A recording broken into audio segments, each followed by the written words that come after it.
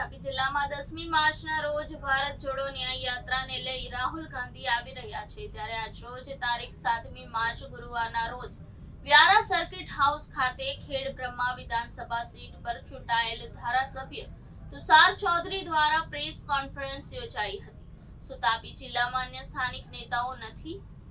ભારત જોડો ન્યાય યાત્રાને સમગ્ર દેશમાં સારો એવો પ્રતિસાદ મળી રહ્યો છે અને ક્યાંક ને ક્યાંક જનતા ફરી કોંગ્રેસને આવકારે છે અને સત્તા પર પણ જોવા માંગે છે એમ કહી શકાય।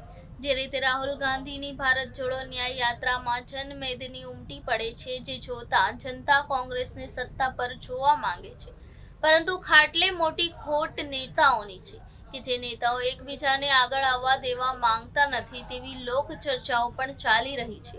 ત્યારે તાપી કોંગ્રેસના 171 વ્યારા વિધાનસભાના ધારાસભ્ય અને 172 વિધાનસભાના ધારાસભ્યને આ બંને માજી ધારાસભ્ય તેમજ તાપી જિલ્લા કોંગ્રેસ સમિતિના પ્રમુખ કે પછી તાલુકા જિલ્લા પંચાયતના સભ્યને પણ માજી કેન્દ્ર મંત્રી તુષાર ચૌધરીએ પૂછ્યા વગર પાણી પણ પી શકતા નથી। ત્યારે જ્યારે તાપી જિલ્લામાં કોંગ્રેસ પાર્ટીના કાર્યક્રમ કારનામા આવે છે, જેમ કે પ્રેસ કોન્ફરન્સ યોજવી અને અન્ય વિરોધ કાર્યક્રમો કરવા જેવું યોજતી વખતે માત્ર ને માત્ર તુષાર ચૌધરી જ બીજા કોઈ નેતાને આગળ આવવા દેતા નથી કે બોલવા દેવામાં આવતા નથી, જેને લઈને તાપી જિલ્લા કોંગ્રેસમાં અંદરો અંદર વિખવાદ ચાલી રહ્યો હોય તેમ આશંકા વ્યક્ત કરાઈ રહી છે। ત્યારે સપાટી પર આવી શકે છે એવા એંધાણ પણ વર્તાઈ રહ્યા છે તેમ જણાઈ આવે છે।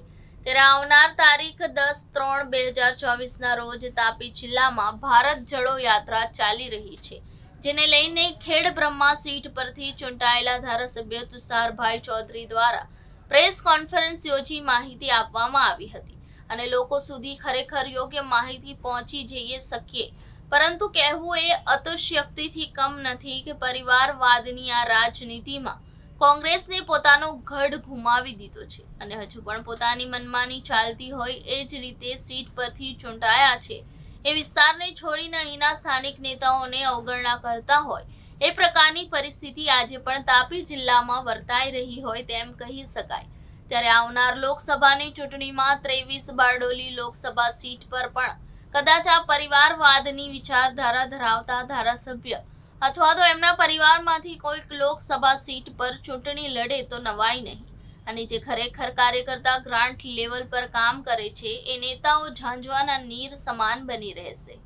મુખ્ય જે ન્યાય યાત્રાનો મુખ્ય હેતુ એ છે કે લોકોને સામાજિક, આર્થિક અને રાજકીય ત્રણ પ્રકારના ન્યાય લોકોને મળે અને જે વંચિત છે કે ભાઈ દલિત સમાજ હોય, આદિવાસી સમાજ હોય કે બક્ષીપંથ સમાજ હોય, એ લોકોના જે સામાજિક સમસ્યાઓ હોય કે આ રાજકીય સમસ્યા હોય એ તમામને ન્યાય મળે એના માટેની આ યાત્રાનું આયોજન કરવામાં આવ્યું છે। આજે આ યાત્રા બપોરે 3 કલાકે દાહોદ જિલ્લાના ઝાલોદ ખાતે ગુજરાતમાં પ્રવેશવાની છે। આ યાત્રા 4 દિવસમાં 400 કિલોમીટરનો પ્રવાસ ગુજરાતમાં કરશે। એમાં લગભગ 7 જેટલા જિલ્લાઓ અને સાથે 6 જેટલી જાહેર સભાઓ, 27 જેટલી નાની સભાઓ અને 70થી વધારે સ્થળે એમનું સ્વાગત પણ યાત્રાનું કરવામાં આવશે, એ પ્રકારનું આયોજન કર્યું છે। આજે આપણે સુરત અને તાપી જિલ્લાની વાત કરીએ તો 9 તારીખે સાંજે 4 કલાકે ઝંખવાવ ખાતેથી આ યાત્રા આપણા સુરત જિલ્લામાં પ્રવેશ કરશે। એ દિવસનું રાત્રિ રોકાણ માંડવી તાલુકામાં રહેશે।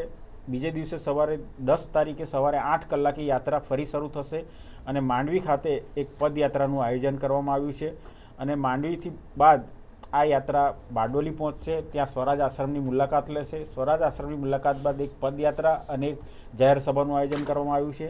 આ જાહેર સભા પૂર્ણ થયા બાદ આ યાત્રા વ્યારામાં પ્રવેશશે। વ્યારામાં મિશન જકાત નાકે એ યાત્રાનું સ્વાગત કરવામાં આવશે। ત્યાંથી એ પદયાત્રા રૂપે એ યાત્રા જૂના બસ સ્ટેન્ડ તરફ આગળ વધશે। ત્યાં સયાજી સર્કલ પાસે પણ ફરી ત્યાં બીજા સ્વાગત કરવામાં આવશે અને ત્યાંથી જૂના બસ સ્ટેન્ડ પર એક જાહેર સભાનું પણ આયોજન કરવામાં આવ્યું છે। આ જાહેર સભા પૂર્ણ થયા બાદ એ યાત્રા સોનગઢ જશે। સોનગઢમાં ગાંધી પ્રતિમાથી બસ સ્ટેન્ડ સુધીની પદયાત્રા બાદ બસ સ્ટેન્ડ ખાતે પણ એક જાહેર સભાનું આયોજન કરવામાં આવ્યું છે અને એ જાહેર સભા પૂર્ણ થયા બાદ મહારાષ્ટ્રમાં આ યાત્રાને સુપરત કરવામાં આવશે।